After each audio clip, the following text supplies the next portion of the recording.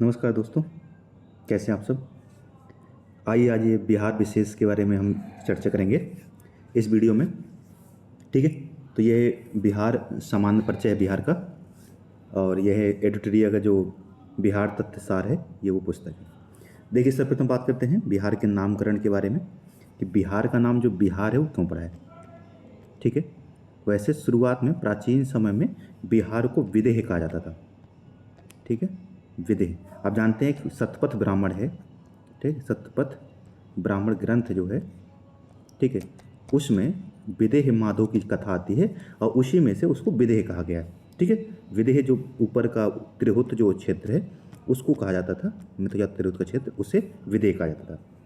ठीक है, परंतु बिहार नाम क्यों पड़ा है, तो जो बिहार है वहाँ पे बौद्ध विहार पाए जाते हैं। विहार वो स्थान होता है जहाँ पे बौद्ध भिक्षु रहते थे, और इन्हीं विहारों के नाम पर इसका नाम बिहार पड़ा है 12वीं सदी में। ठीक है, तो ये इतनी सी बातें याद रखिएगा। आइए अब थोड़ा सा विस्तार देखते हैं बिहार का कि कितना देशांतरीय और अक्षांशीय विस्तार है इसका। ठीक है, तो देखिए, अगर हम यहाँ पे मैप में देखें, आप जानते हैं कि पूरा जो पृथ्वी है उसको अक्षांशीय और देशांतरों में बांटा गया है। भारत जो है वो उत्तर और पूर्वी। ठीक है, भारत अगर इसे देखें तो पूरा, तो ये भारत हमारे यहाँ पर है, यानी कि उत्तर और पूर्व उसमें। वहीं पे अगर बिहार की बात करें तो बिहार एक तरीके से आयताकार है। ठीक है, इस तरीके से यहीं देखें तो बिहार जो है वह कर्क रेखा के उत्तर में पड़ता है। कर्क रेखा के उत्तर में आप जानते हैं कर्क रेखा कितनी जाती है, 23.5 डिग्री नॉर्थ जो है वो कर्क रेखा है। तो बिहार का कर्क रेखा 1 डिग्री ऊपर जाइए थोड़ा सा, 24 डिग्री, तो 24 डिग्री 20 मिनट, ठीक है, के आसपास, यानी 1 डिग्री ऊपर। 23.5 कितना हो गया, 23-30 हो गया, और ये 24-30, 24-20, तो 24 डिग्री 20 मिनट से इसमें आप कितना जोड़ दीजिए, तो आप देखिए अगर ऊपर जाएंगे तो 24 और 3 जोड़ दीजिए तो कितना आ जाएगा, 27। ठीक है, तो 27 डिग्री 31 मिनट। ठीक है, ठीक है, तो ये हो गया हमारा, 3 जोड़ेंगे तो 24 और 27। ठीक है, तो यानी क्या कहेगा, जो कर्क रेखा है, कर्क रेखा से 1 डिग्री ऊपर है हमारा बिहार, और उसके ऊपर जाएंगे 3 डिग्री और जोड़ देंगे तो यानी कि 24 से 27 डिग्री 30 मिनट 31 मिनट जो है वो ऊपर है। ये हो गया उत्तरी। अब बात करते हैं, दूसरा है देशांतरी विस्तार। तो देशांतरी देखिए यहाँ से, ठीक है, आप जानते हैं 82.5 डिग्री जो है, 82.5 जो 82.5 डिग्री है देशांतर है, इसको हम भारत की मध्यमान रेखा कहते हैं। ठीक है, मध्यमान रेखा जहाँ पे समय मापा जाता है। ठीक है, तो 82.5 में 1 जोड़ दीजिए तो 83 डिग्री, 83-19, जैसे कर्क रेखा में 1 जोड़ा था तो क्या आया था बिहार का, और उसमें 3 जोड़ दिया तो आपको 87 पहुँच गया। उसी प्रकार 82.5 में 1 जोड़ेंगे तो 83 डिग्री 19 मिनट से, ठीक है, इसमें कितना जोड़ दीजिए आप, 5 डिग्री और जोड़ दीजिए तो कितना आ जाएगा, 88 डिग्री, 83 से 5, 88 डिग्री 17 मिनट पूर्वी देशांतर। तो ये है इसका देशांतरी विस्तार। तो याद रखिए कि ना तो कर्क रेखा बिहार से गुजरती है और ना ही जो मध्यमान देशांतर रेखा है वो बिहार से गुजरती है। ठीक है, इसे मध्यमान रेखा के पूर्व में पड़ता है बिहार और कर्क रेखा के उत्तर में पड़ता है। इतनी बातें याद रखना। अगर बात करें चौड़ाई की, तो बिहार की जो पूर्व से पश्चिमी चौड़ाई है जो वो है 483, यानी कि 483 किलोमीटर। वहीं उत्तर से दक्षिण तक की दूरी मापें तो ये है 345, अर्थात जिसकी चौड़ाई जो है पूर्व पश्चिम वो ज़्यादा है और उत्तर दक्षिण कम है।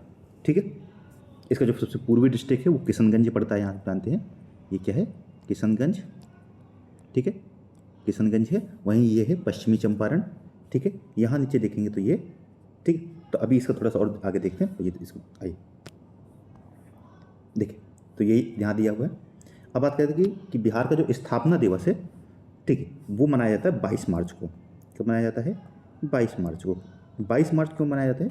क्योंकि आप जानते हैं कि 22 मार्च 1912 को बिहार को पृथक किया गया था, किससे, बंगाल प्रेसिडेंसी से, और इस समय तक बिहार में उड़ीसा भी था। तो बिहार और उड़ीसा एक साथ थे दोनों। ठीक है, कब तक, ठीक है, 1936 तक। तो 1912 में, यानी कि 22 मार्च 1912 को बिहार को बंगाली प्रेसिडेंसी से किया गया था। कब किया गया था? देखो, आप जानते हैं कि 12 दिसंबर 1911 को वहाँ पे जॉर्ज पंचम आते हैं। कहाँ पे, तो ये दरबार होता है जॉर्ज पंचम, ठीक है।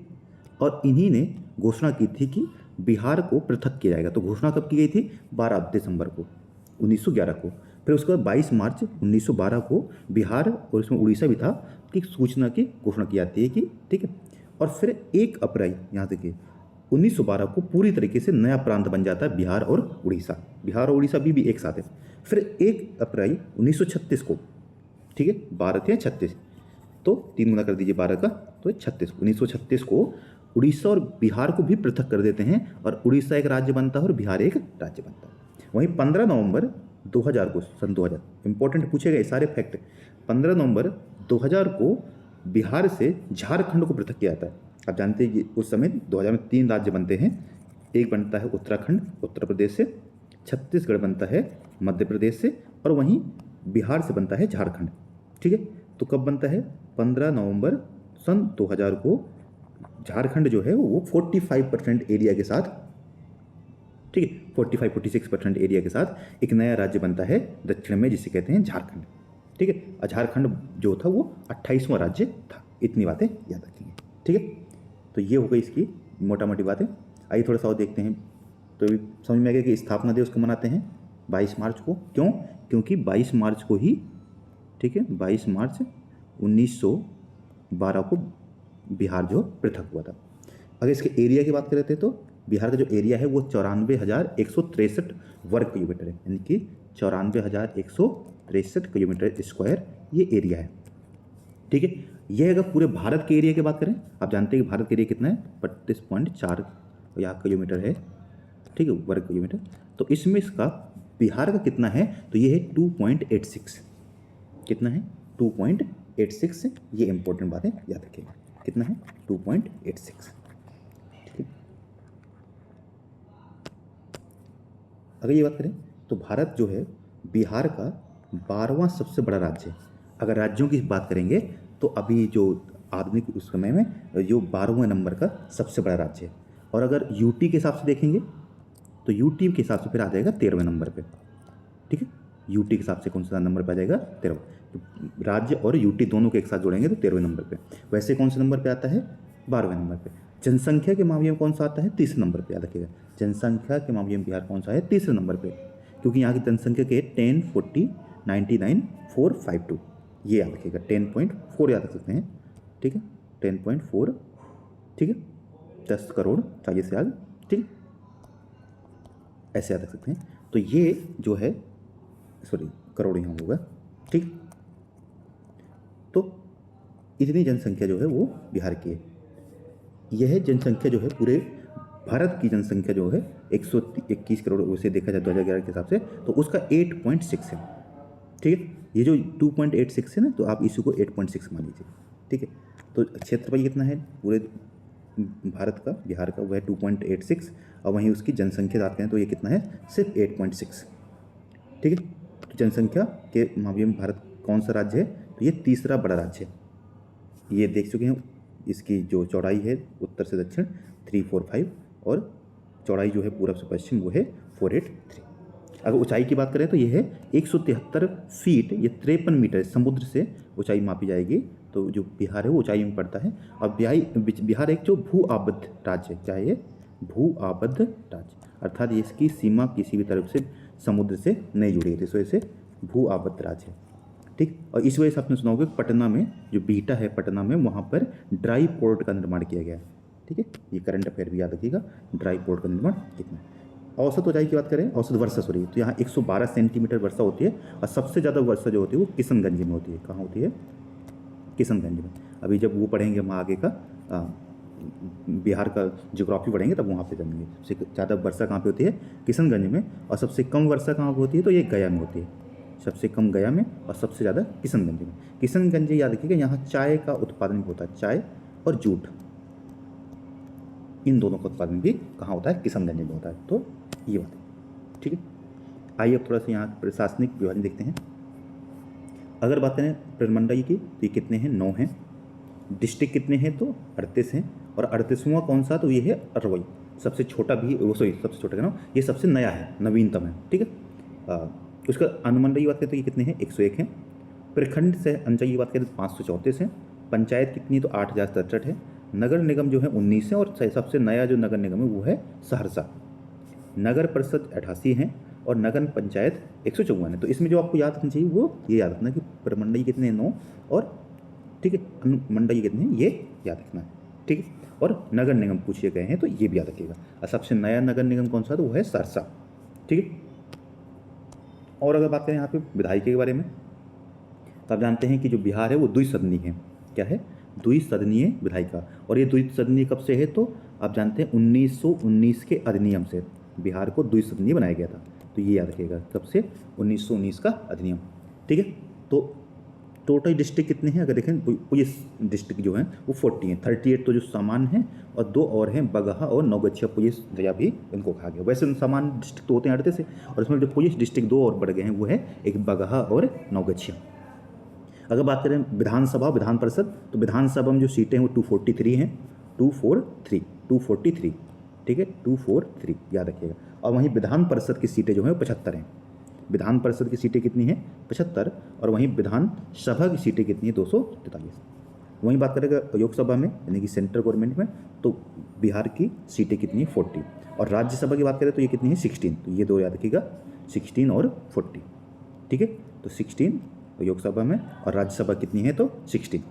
विधानसभा में कोई आरक्षित सीटें कितनी हैं विधानसभा में याद रखिए, कहाँ बात हो रही है विधानसभा में, तो ये कितनी है 40 सीटें, यानी उतनी ही सीटें आरक्षित हैं जितनी लोकसभा की सीटें। ऐसे याद रख सकते हो, लोकसभा में 40 हैं और विधान परिषद की भी सीटें इतनी ही आरक्षित हैं। इसमें से जो 38 सीटें हैं वो तो अनुसूचित जाति ने SC को आरक्षित हैं, और वहीं जो 2 सीटें हैं वो ST के लिए आरक्षित हैं, कटोरिया और मनिहारी।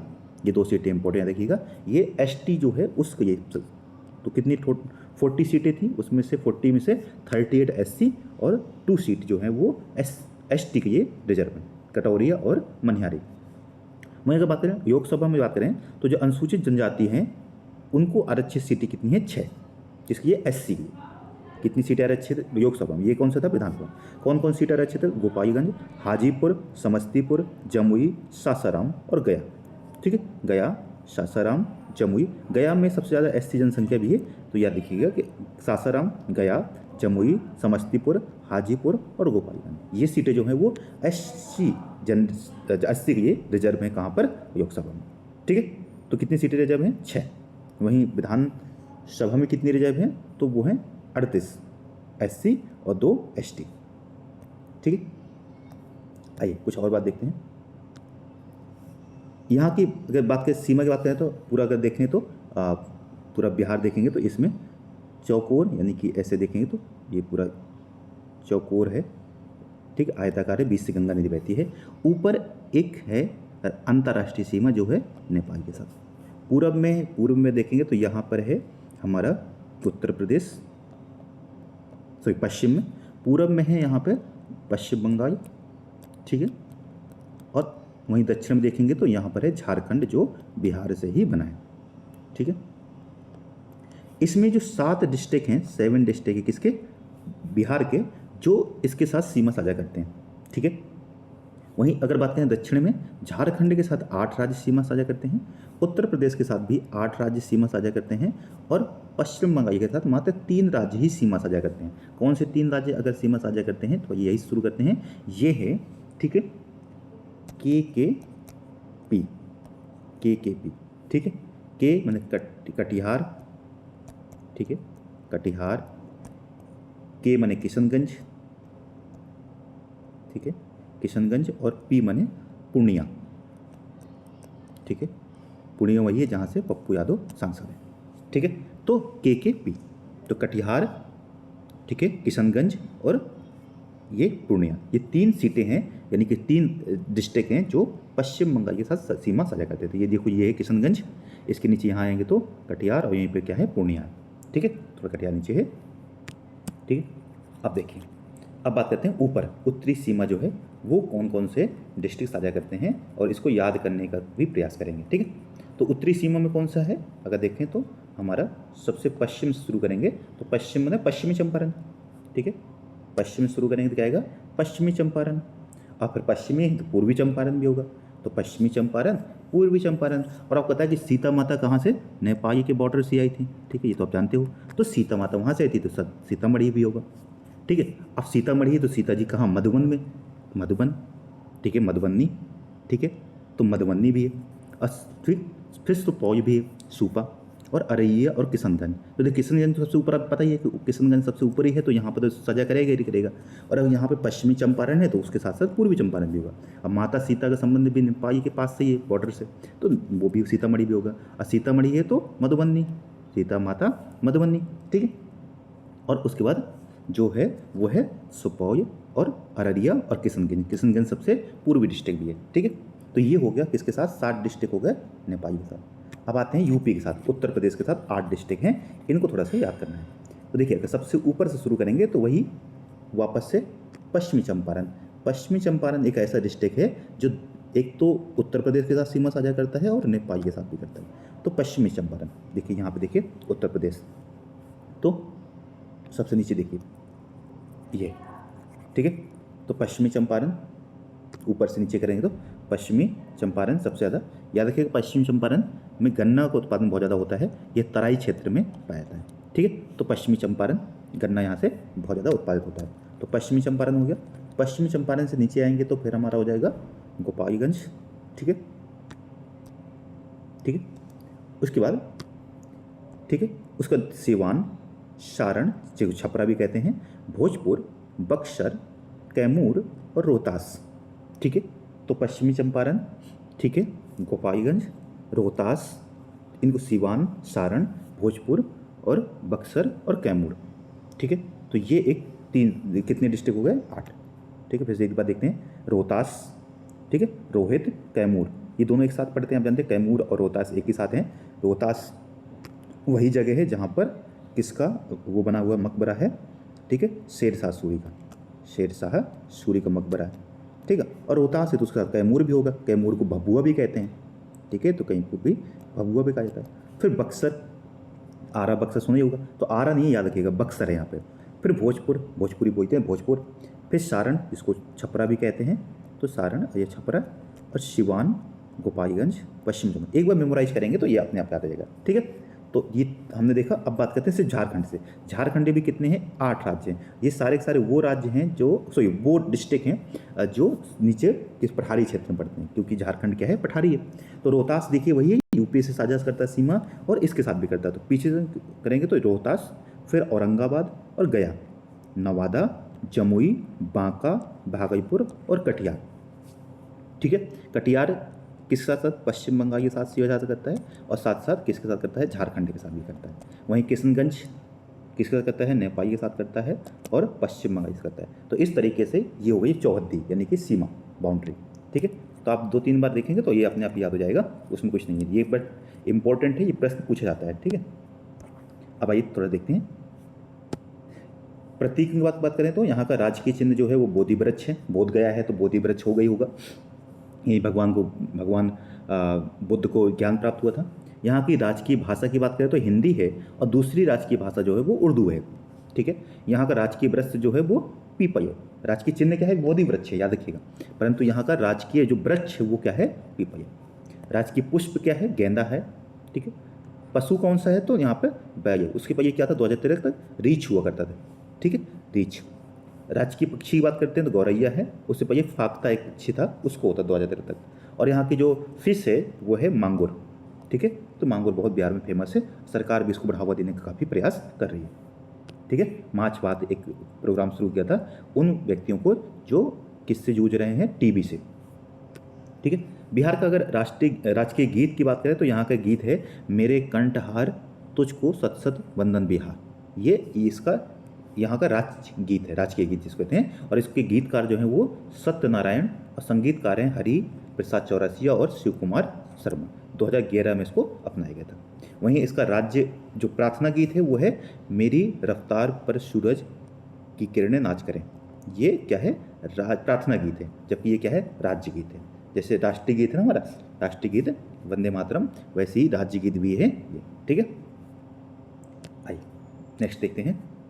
तो ये हो गई हमारे। अब देखिए यहाँ पे बात करते हैं कितने प्रमंडलित है, तो 9 हैं। कितने हैं, 9।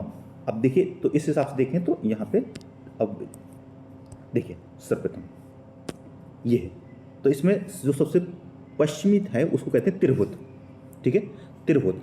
दूसरा है, अच्छा ये भी याद रखिएगा कि कभी कोई ऐसे ही पूछ सकता है कि कितने प्रमंडल की जो सीमा है वो लगती है किससे, नेपाल से। तो देखिए कितने, एक तो तिरहुत, दरभंगा, कोशी और पूर्णिया, ये 4 की सीमा किससे साझा होती है, नेपाल के साथ, ठीक है। और इस तिरहुत में कितने डिस्ट्रिक्ट आ रहे हैं, देखिए ये सबसे पश्चिमी है पश्चिमी चंपारण, उसका पूर्वी चंपारण, उसका सीतामढ़ी, शायद मैंने आपको ये 3 डिस्ट्रिक्ट तो साझा करते हैं सीमा नेपाल के साथ, हो गया। नीचे और आएंगे, छोटा सा डिस्ट्रिक्ट दिख रहा है बीच में शिवहर, उससे नीचे आएंगे तो मुजफ्फरपुर, और उससे और नीचे आएंगे तो वैशाली, ठीक है। तो यहाँ तक तो कितने हो गए, देखो 1 2 3 4 5 6, तो 6 डिस्ट्रिक्ट तिरहुत में आते हैं। फिर दूसरे नंबर पर आता है दरभंगा, दरभंगा का मधुबनी, मधुबनी भी पता है आपको नेपाल से बता करता है, उसके नीचे आएंगे दरभंगा, और दरभंगा से नीचे और आएंगे तो समस्तीपुर, 3 डिस्ट्रिक्ट इसमें आते हैं। वहीं अगर बात करें कोसी में, कोसी में 3 डिस्ट्रिक्ट आते हैं। सबसे ऊपर जो सुपौल जो सीमा साझा करता है, इससे नीचे आएंगे तो मधेपुरा, और नीचे आएंगे तो सहरसा, और सहरसा 19वां नगर निगम भी है। पूर्णिया की बात करें तो पूर्णिया में देखो कितने डिस्ट्रिक्ट आ रहे हैं, किशनगंज यहाँ जो सीमा साझा करता है, अररिया ये भी सीमा साझा करता है नेपाल से, और उसके नीचे आएंगे तो पूर्णिया, कटिहार। तो कितने डिस्ट्रिक्ट को देखो, 1 2 3 4 डिस्ट्रिक्ट इसमें आ गए पूर्णिया में, पूर्णिया प्रमंडल में, ठीक है। वहीं ये जो 4 में से 2 डिस्ट्रिक्ट है, कौन से, किशनगंज, पूर्णिया और कटिहार, एकमात्र ऐसा प्रमंडल जो किसके साथ सीमा साझा करता है, पश्चिम बंगाल के साथ, वो है हमारा पूर्णिया, ठीक है। एक ही प्रमंडल है, उसको 3 डिस्ट्रिक्ट जो हैं, 4 हैं इसमें से, 4 में से एक को छोड़ करके, कौन से छोड़ दीजिए, तो आप अररिया को छोड़ दीजिए, तो ये तीनों के तीनों किससे सीमा साझा करते हैं, पश्चिम बंगाल से। वहीं अगर बात करें झारखंड से, देखिए इसमें है हमारा भागलपुर, ये सबसे छोटा प्रमंडल है क्योंकि इसमें सिर्फ 2 ही डिस्ट्रिक्ट आते हैं, एक है भागलपुर और एक है बांका, ठीक है। आप जानते हैं भागलपुर किसके लिए फेमस है, यहाँ पे रेशम पाया जाता है, ठीक है, तो इसको सिल्क सिटी कहते हैं, रेशम शहर कहते हैं, ठीक है। टसर, यहाँ पे टसर और मूंगा जो सिल्क को पाया जाता है यहाँ पे, तो याद रखिएगा, तो इसको सिटी कहते हैं, ठीक है, किसको कहते हैं, भागलपुर को, ठीक है। थोड़ा देखिए, फिर नीचे आता है मुंगेर। मुंगेर में देखिए कौन कौन से डिस्ट्रिक्ट आते हैं, इस सब झारखंड से सीमा साझा करते हैं, कौन कौन से, भागलपुर हो गया, बांका हो गया, जमुई साझा करता है, जमुई के ऊपर आएंगे तो छोटा सा डिस्ट्रिक्ट दिख रहा होगा शेखपुरा, और ऊपर जाएंगे तो लखीसराय, फिर मुंगेर, खगड़िया और बेगूसराय। तो कितने हो गए देखो, 1 2 3 4 5 6, तो 6 इसमें मुंगेर में आ गए। इसके बाद आता है मगध, मगध महाजनपद के बारे में पढ़ेंगे विशेष से। तो इसमें कौन कौन से डिस्ट्रिक्ट देखो, तो यहाँ से देखो, एक भागलपुर हो गया, बांका हो गया, जमुई हो गया, 3 सीमा साझा करते झारखंड से। चौथा है नवादा, 5वां है गया, 6ठा है औरंगाबाद, तो नवादा गया औरंगाबाद, ठीक है। आगौना, आ से औरंगा, गा से गया, ना से नवादा, अगौना, ठीक है, अगौना। उसके ऊपर जाएंगे तो 2 और है, एक है जहानाबाद और एक है अरवल।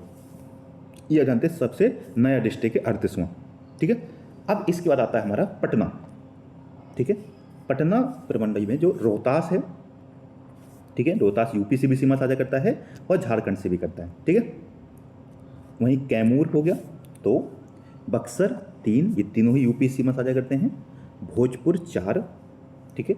पटना जो है वो यूपी सीमा साझा नहीं करता है, तो देखो 4 डिस्ट्रिक्ट ये हैं इसके जो सीमा साझा करते हैं, किसके, पटना प्रमंडल के जो यूपी सीमा साझा करते हैं। तो कितने हो गए देखो, 1 कैमूर, 2 रोहतास, 3 बक्सर, 4था भोजपुर, 5वां पटना, 6ठा हो गया हमारा नालंदा, ठीक है। तो 6 इसमें आते हैं पटना में। उसके ऊपर आता है हमारा सारण। सारण में देखिए कितने डिस्ट्रिक्ट आते हैं, सारण, सिवान, गोपालगंज, इसके तीनों के तीनों डिस्ट्रिक्ट किससे सीमा साझा करते हैं, यूपी से करते हैं। तो सारण, सिवान और गोपालगंज, ठीक है। तो ये होगा इसकी चारों तरफ की हमने सीमाएं देखी हैं, ठीक है। तो आपने सीमा भी देखी और इसके ये भी देखा किसकी सीमा, कौन से प्रमंडलीय सीमा किससे साझा होती है। कभी कभी ऐसा भी पूछ सकता है सीधा डिस्ट्रिक्ट ना पूछ करके, ठीक है। अब आइए बिहार का इतिहास शुरू करते हैं। तो बिहार, आप जानते हैं कि इतिहास को 3 भागों में बांटा गया है, प्राचीन भारत का इतिहास, मध्यकालीन भारत का इतिहास और आधुनिक भारत का इतिहास। देखिए बिहार के बारे में वही इतिहास है जो पूरे भारत का इतिहास है, परंतु बस हमें बिहार के इतिहास में क्या नहीं पढ़ना है, तो हमें सिंधु घाटी सभ्यता नहीं पढ़नी है, ठीक है। सिंधु घाटी सभ्यता क्यों नहीं पढ़नी है, क्योंकि बिहार में सिंधु घाटी सभ्यता का कोई स्थान नहीं था। बिहार पूर्वी भारत में पड़ता है, और जबकि जो सिंधु घाटी सभ्यता की सीमा है वो उत्तर प्रदेश से ही समाप्त हो जाती है। उत्तर प्रदेश का जो मेरठ का क्षेत्र है वहाँ तक ही उसके अभी तक हमें प्रमाण प्राप्त हुए हैं, तो इस वजह से उसकी सीमा वहीं समाप्त हो जाती है। तो इस वजह से यहाँ पे हम कहाँ से पढ़ेंगे, पाषाण युग से सीधे कहाँ आ जाएंगे, पाषाण युग के बाद सीधे आप आ जाएंगे आर्यों का जो भारत में आगमन होता है यानी कि वैदिक युग। ठीक है, तो देखिए पाषाण युग फिर सीधा वैदिक युग, फिर महाजनपद, 3 महाजनपद हैं बिहार में। ठीक है, फिर मौर्य और गुप्त वंश, और फिर बौद्ध और जैन धर्म के बारे में यहाँ पे ये दोनों धर्म की उत्पत्ति बिहार में ही होती है। ठीक है, आइए तो प्राचीन भारत के इतिहास में बात करें तो हमारे पास 2 टाइप के साक्ष्य हैं, एक है साहित्यिक साक्ष्य और एक है पुरातात्विक साक्ष्य। परंतु जो पाषाण युग है उसमें तो हमारे पास पुरातात्विक साक्ष्य ही हैं, कोई भी ऐतिहासिक साक्ष्य यानी कि साहित्यिक साक्ष्य नहीं है। क्यों? क्योंकि साहित्यिक साक्ष्य की शुरुआत जो होती है वो कब से होती है, तो वो मानी जाती है हमारे जब वैदिक युग से, जब वेदों की रचना हुई है। ठीक है, देखिए पुरापाषाण युग, मध्य पाषाण युग और नवपाषाण युग। तो वहीं बात करेंगे पुरापाषाण युग जिसको पूर्व ऐतिहासिक युग कहते हैं, इसमें जो हमारे कुछ महत्वपूर्ण स्थान हैं वो है मुंगेर, चिरांद जो सारण छपरा में है, चेचर वैशाली में है, मनेर पटना में है, सोनपुर सारण में है। ये सभी महत्वपूर्ण स्थान हैं जहाँ से हमें साक्ष्य प्राप्त होते हैं। ठीक है, तो अगर हम बात करें कि पुरापाषाण युग में, तो पुरापाषाण याद देखिए कौन से हैं, मुंगेर, ठीक है, और ठीक मुंगेर, ये जो इम्पोर्टेंट है याद रखिएगा मुंगेर से, क्योंकि पत्थर के साक्ष्य वहीं से प्राप्त हुए। वहीं अगर बात करें नवपाषाण युग में तो ये इम्पोर्टेंट है, नवपाषाण युग में आपको याद रखना है वो है चिरांद। चिरांद महत्वपूर्ण है। चिरांद जो है वो कहाँ है, सारण में है, और यहाँ से हड्डी के अस्त्र शस्त्र यानी कि हड्डी के औजार प्राप्त हुए। ठीक है, यानी कि यहाँ पे हिरण के सींग के औजार यहाँ से प्राप्त हुए, तो ये याद रखिएगा। बाकी भी याद रखिएगा, चेचर ये भी इम्पोर्टेंट है, मनेर ये भी इम्पोर्टेंट पटना के आसपास पड़ता है, और सोनपुर सारण में पड़ता है। ठीक है, तो ये कुछ स्थान हैं जहाँ से हमें जानकारी प्राप्त होती है। ठीक है, थोड़ा और भी देखेंगे अभी आगे।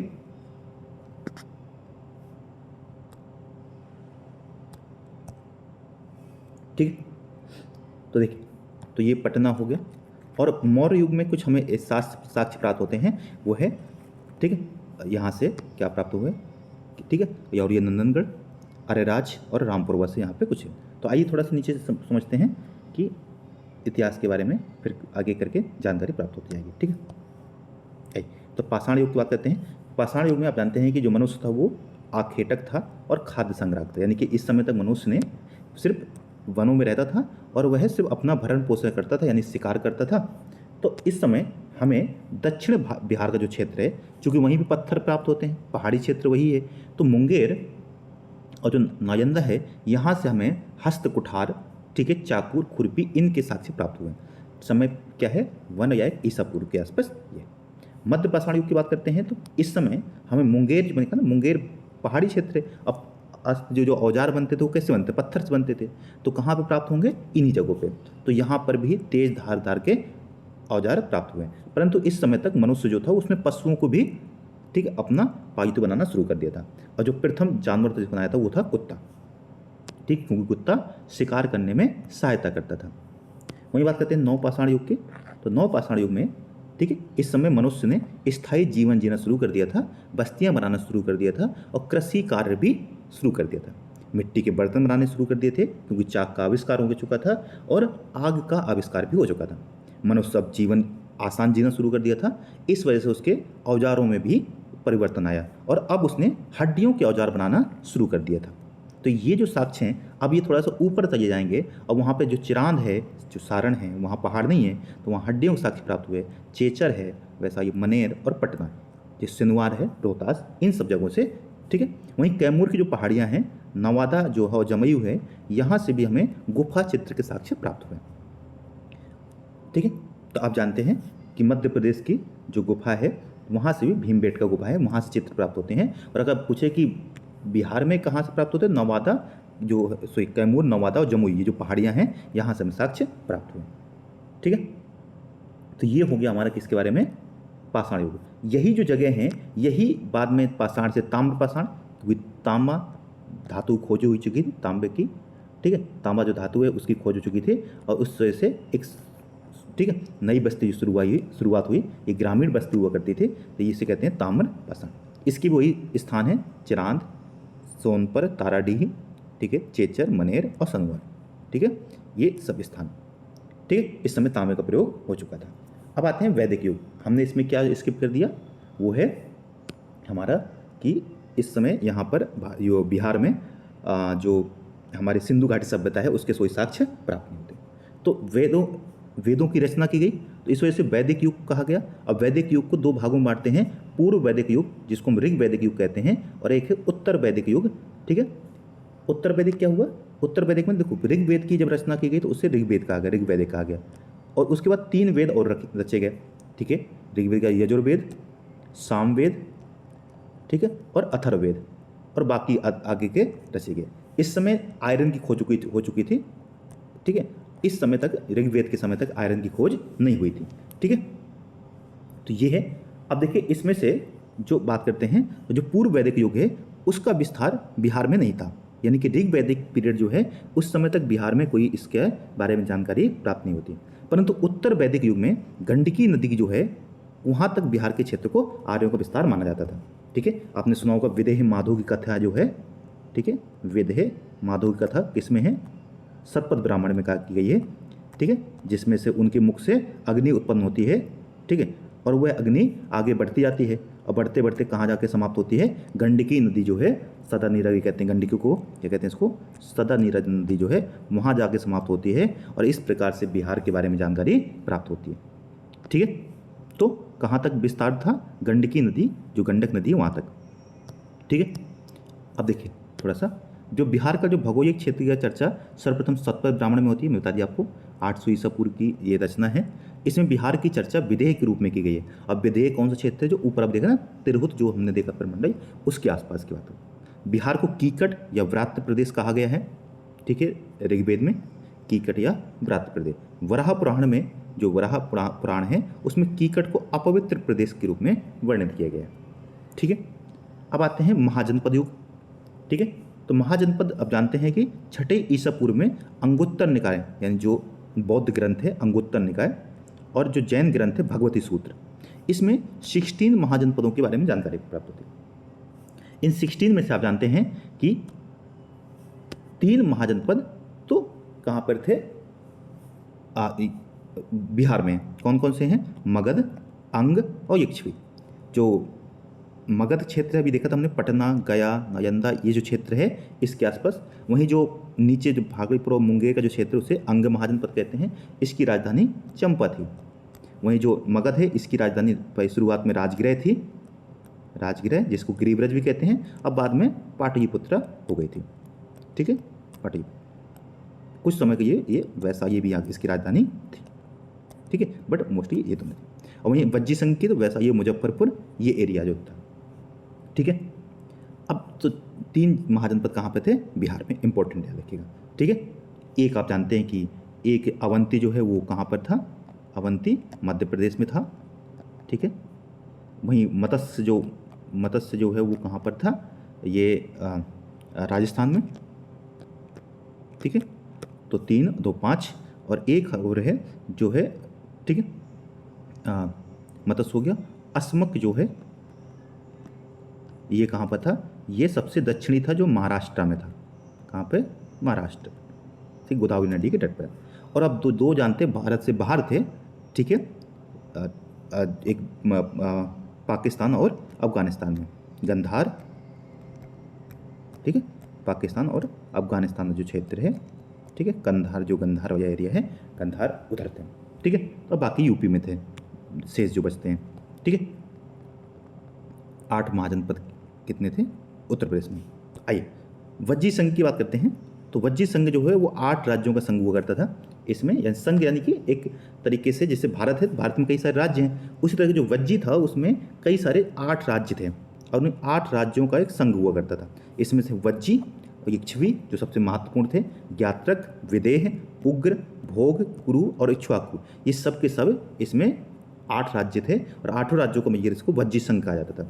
वज्जी संघ में सबसे जो प्रसिद्ध था वो कौन था, वो यक्षवी महाजनपद था, ठीक है। इनकी राजधानी वैसा ये थी और इसकी जो स्थापना की थी वो किसने की थी, राजा विशाल ने की थी,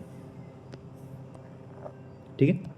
इसके बाद दूसरा जो था वो था जो अतिरिक्त मिथया जो विदेह था, यहीं की राजकुमारी सीता थी, विदेह की राजा जनक के, ठीक है, और वैदेही कहते हैं से जानकी को। और वहीं दूसरा जो कुंडग्राम, ठीक, ज्ञात तक थे, ये भी वज्र संघ के वो थे, ठीक। तो इसको प्रथम गणतंत्र माना जाता है। गणतंत्र यानी कि जो राजा का चुनाव होता था एक समिति के माध्यम से होता था, इस वजह से इसको गणतंत्र की संज्ञा दी गई है, पूछा गया है, ठीक है। अब आते हैं मगध महाजनपद के बारे में। मगध महाजनपद जो है ये जो दक्षिण बताया था पटना का जो क्षेत्र है, ठीक है, पटना गया का जो क्षेत्र है वहाँ पर ये था। इसकी राजधानी शुरुआत प्रारंभिक राजधानी गिरिब्रज या राजगिरह थी और यह 5 पहाड़ियों से घिरा हुआ है। इसका विस्तार पटना गया क्षेत्र था और इसके बारे में जो जानकारी प्राप्त होती है वो अथर्ववेद में प्राप्त होती है सर्वप्रथम, ठीक है। तो अथर्ववेद से जानकारी प्राप्त होती है, बाकी अंगुत्तर निकाय और भगवती सूत्र से, यानी कि बौद्ध ग्रंथ अंगुत्तर निकाय और भगवती सूत्र से जानकारी तो प्राप्त होती ही है, ठीक है।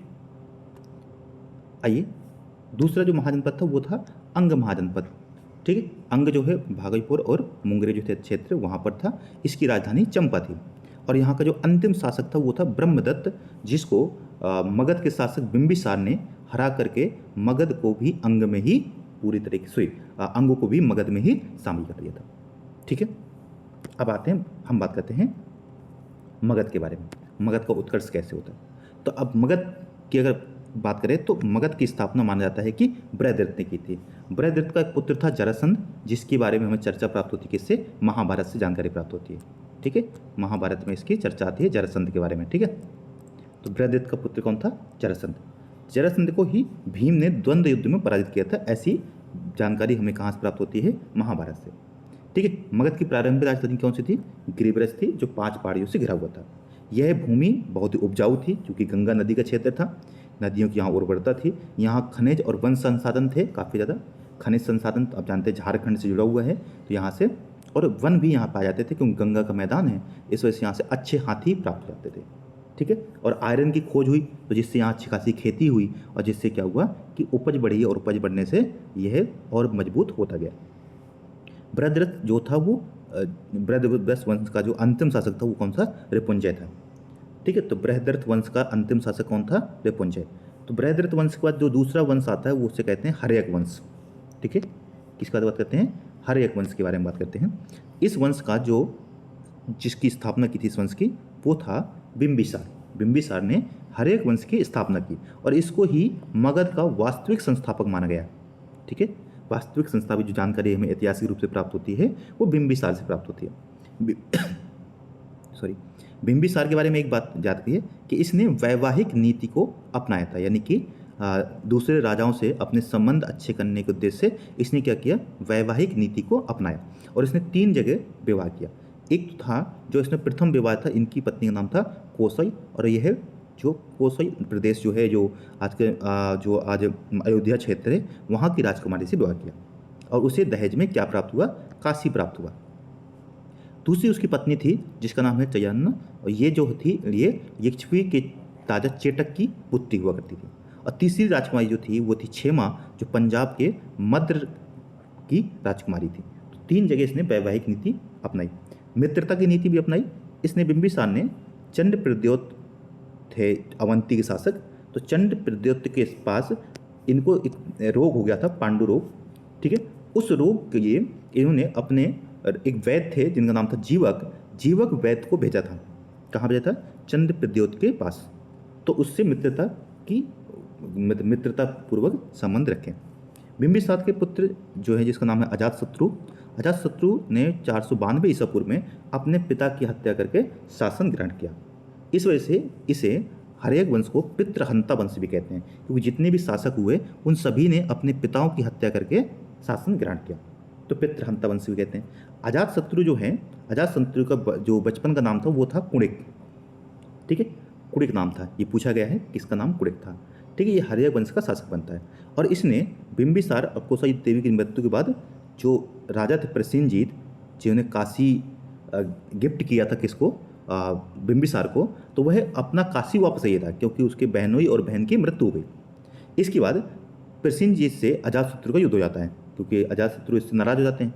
कि काशी वापस कैसे ले सकते हो। और फिर प्रसेनजीत को हरा करके काशी पर अधिकार करता है कौन, ये है अजातशत्रु। ठीक है, तो ये हो गया अजातशत्रु के बारे में। अजातशत्रु के बाद उसका जो, ठीक है, विवाह जो है वो प्रसेनजीत की पुत्री को जो है वाजिरा, उससे विवाह होता है, यानी प्रसेनजीत को हराता है और वापस से उसके विवाह करता है उसकी पुत्री वाजिरा से। अजातशत्रु ने जो वज्जी संघ है और इनको भी पराजित करके वापस से इसको मगध में शामिल किया। अजातशत्रु जो है ये प्रारंभ में जैन था, अब बाद में है इसने बौद्ध धर्म को अपनाया था।